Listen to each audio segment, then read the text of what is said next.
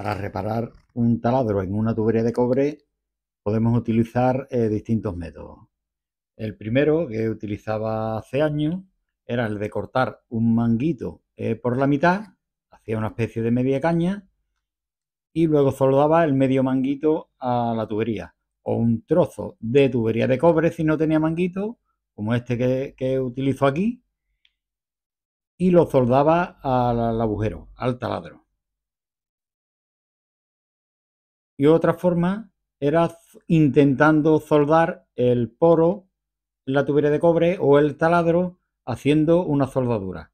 Si era un agujero por una broca era mucho más difícil. Si era un poro, pues se hacía bastante fácil. Se limpiaba toda la zona, se estañaba y se soldaba. Cuando era un agujero así como este, primero estañaba la zona y ahora untaba alrededor del agujero, iba untando estaño casi fundido sin fundir, haciendo una especie de volcán, y dejaba el cráter en el centro y luego iba fundiendo despacio para que fundiera todo el estaño, se hiciera una unión ahí, procurando que no cayera mucho estaño dentro del agujero y quedaba el poro soldado. Estos métodos ya no los utilizo porque tenemos los collarines tapaporos para cobre que lo vamos a ver ahora más adelante. Si en lugar de un taladro, un pequeño poro, había una rotura de la tubería o por un picotazo que hubiera dado el albañil al descubrir el tubo, pues habría que sanear el tramo de tubo defectuoso. ¿Qué hacemos? Cortamos el tramo de tubo que está mal, cortamos un tubo nuevo de cobre de la misma medida y utilizamos manguitos pasantes o corredizos. El manguito pasante o corredizo no tiene tope, entonces podemos deslizarlo sobre el tubo. Este que tengo en la mano sí tiene tope, tiene un tope alrededor de todo el manguito. Y hay manguitos como este que tienen un punto, un tetoncillo que hace de tope justo en el centro del manguito. Con los manguitos pasantes o corredizos, pues no podíamos hacer como este que tiene el tope.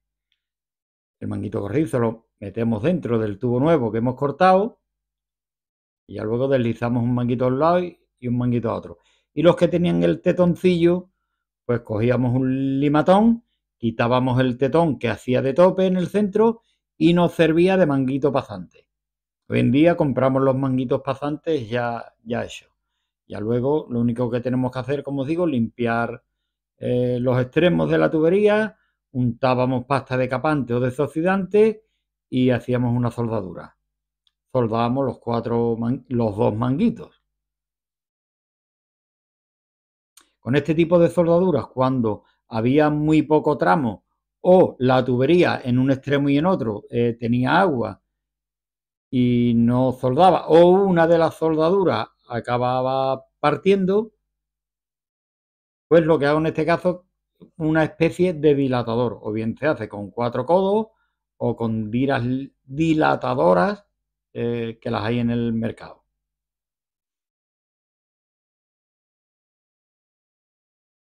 Bueno, pues con los manguitos pasantes hacíamos esto. Ya solo quedaba soldar, hacíamos la soldadura y teníamos la reparación hecha. Y como os digo, el cobre dilata cuando se calienta por encima de 90 grados centígrados. La tubería de cobre dilata aproximadamente 1 milímetro por metro.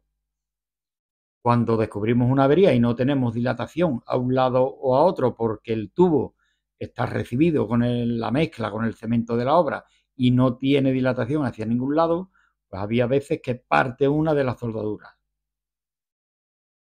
Y como os digo, deberíamos utilizar un dilatador.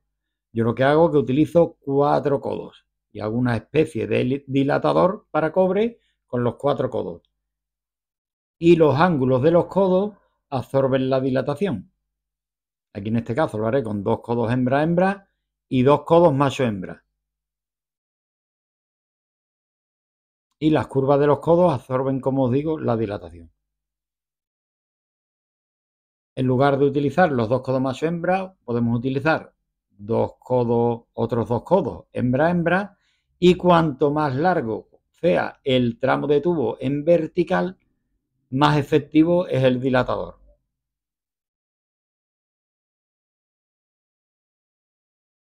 Más efectivo sería, en lugar de utilizar los 4 codos, una lira dilatadora. O utilizar 2 codos y con un tramo de tubo de cobre y la curvadora hacemos una curva de 180 grados o 2 curvas de 90 grados y hacemos un dilatador.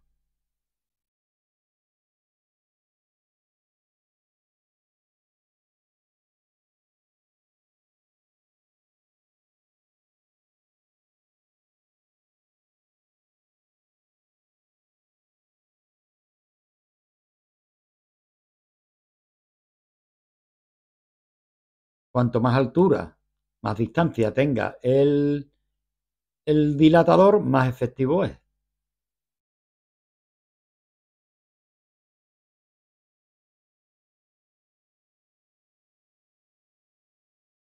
Y el método que más se utiliza hoy en día cuando es un poro en la tubería de cobre o hacemos un taladro y picamos el tubo, pues son los collarines tapaporos para cobre, que nos facilita bastante el trabajo, ya que aquí no tenemos que cortar y no hay necesidad de hacer ningún tipo de soldadura.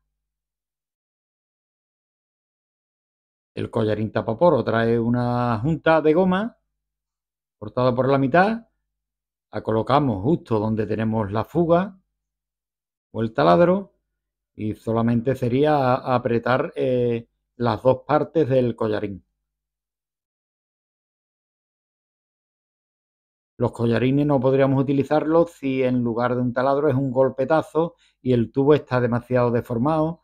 La junta no haría bien el apriete y acabaría perdiendo. Entonces sí tendríamos que utilizar los manguitos corredizos o pasantes. Pero si es por un taladro, un pequeño poro, pues utilizamos los collarines tapaporos.